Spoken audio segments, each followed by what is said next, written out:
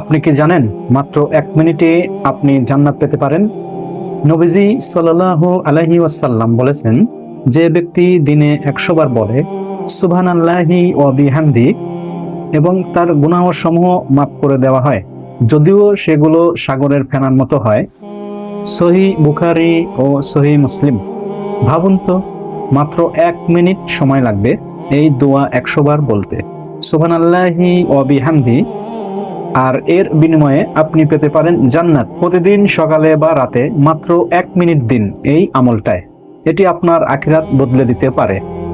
এই সহজ আমলটি শেয়ার করুন যেন অন্যরাও জান্নাতের পথে চলতে পারে। ভিডিওটি ভালো লাগলে শেয়ার এবং সাবস্ক্রাইব করুন। ধন্যবাদ। আসসালামু আলাইকুম ওয়া রাহমাতুল্লাহি ওয়া বারাকাতুহু।